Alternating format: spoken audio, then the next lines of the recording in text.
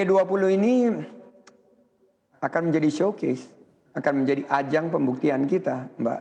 Dan kita akan memperlihatkan kepada dunia leadership kita dari segi transformasi digital, global health architecture, dan transisi menuju ekonomi hijau. Ini sudah kita lakukan dan bukan kita hanya talk the talk, tapi kita udah walk the talk. Jadi di dalam rangkaian side event kemarin kita melakukan rangkaian kegiatan ecotourism, penanaman mangrove maupun memperlihatkan transisi menuju kendaraan berbasis listrik. Dan kita juga memperlihatkan bahwa sekarang kita tidak fokus kepada kuantitas, tapi pada kualitas wisatawan baik negara, dan kita memfokuskan kepada event-based recovery dengan target kepada MICE dan juga wisatawan yang datang untuk membawa investasi dan perdagangan. Tantangan terbesar adalah mempertahankan momentum ini. Dan oleh karena itu kita pastikan narasi yang keluar adalah narasi yang positif, membangun optimisme dan tentunya memperkuat pariwisata dan ekonomi kreatif yang berkualitas dan berkelanjutan. Indonesia ini sekarang destinasi utama. Pariwisata Indonesia sudah masuk naik 12 peringkat menjadi posisi ke-32 di dunia, mengungguli Malaysia, Thailand, dan Vietnam. Ini harus kita pertahankan, dan juga ekonomi kreatif kita yang sekarang nomor 3 terbesar di dunia dari segi kontribusi terhadap PDB harus kita pertahankan dengan berpihak kepada UMKM dan tentunya isu-isu yang sekarang kita fokuskan tentang quality dan sustainability. Baik, Pak Sandi, ini kan kalau saat ini memang dunia tengah dihadapkan pada ancaman resesi global dan tentunya ini bisa berdampak begitu ya Pak pada daya beli masyarakat. Tapi kalau dari Kemenparekraf sendiri bagaimana Pak untuk mengantisipasi adanya hal ini demi menjaga pertumbuhan dari sektor pariwisata untuk kedepannya misalnya di sisa tahun 2022 dan juga di tahun 2023 mendatang? Jadi kita menghadapi inflasi. Sekarang harga-harga, kalau inflasi kan harga-harga pada naik, termasuk harga tiket pesawat.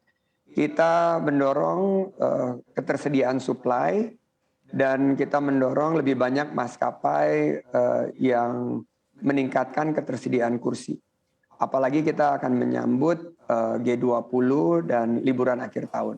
Kita juga mendorong bagaimana rantai pasok kita lebih terbuka, transparan, berkeadilan, berkelanjutan, dan melibatkan UMKM, sifatnya inklusif.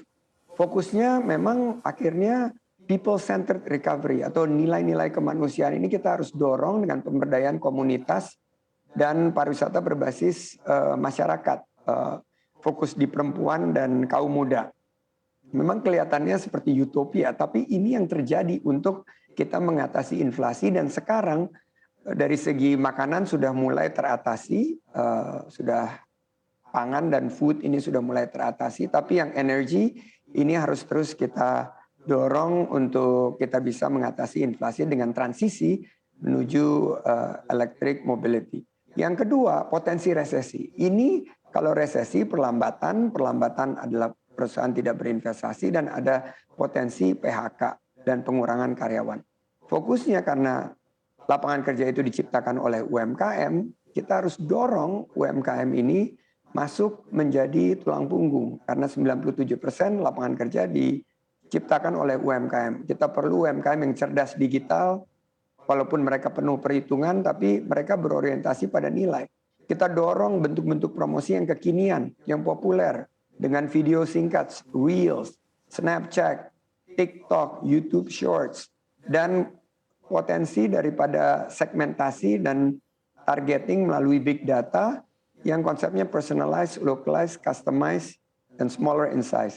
Misalnya Wonderful Indonesia sekarang kita turunkan kampanye, kita bumikan dengan Wonderverse. Ini adalah versi metaverse yang kita harapkan bisa menyasar kepada potensi digital nomad maupun karena Bali ini kan terpilih menjadi destinasi terbahagia di dunia.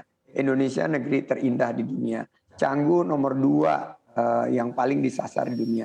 Ini harus kita gunakan sebagai batu loncatan kita mencapai kepulihan yang lebih kuat dan kebangkitan yang lebih cepat.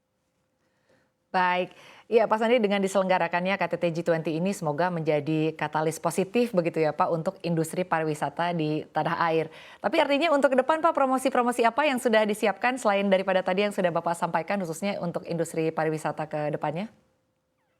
Ya, pertama mengenai faktor kesehatan kebersihan, kita mendorong CHSE, Cleanliness, Health, Safety, dan Environmental Sustainability dalam konsep Indonesia Care atau I Do Care. Terus kita juga punya Wonderful Journey with Hidden Gem. Ini desa-desa wisata kita kembangkan. Ternyata ini pandemic winner.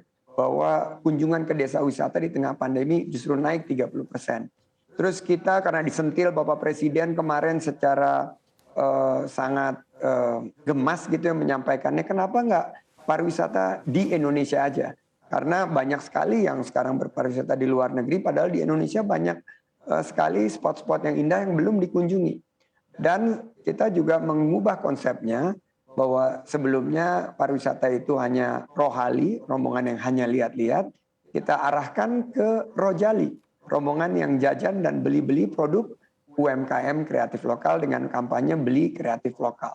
Ini beberapa campaign yang kita sampaikan melalui platform digital yang menyasar langsung kepada segmentasi yang tepat.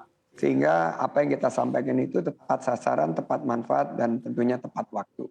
Kami yakin sektor ini akan pulih dan akan membuka di 2024 4,4 juta lapangan kerja baru dan berkualitas.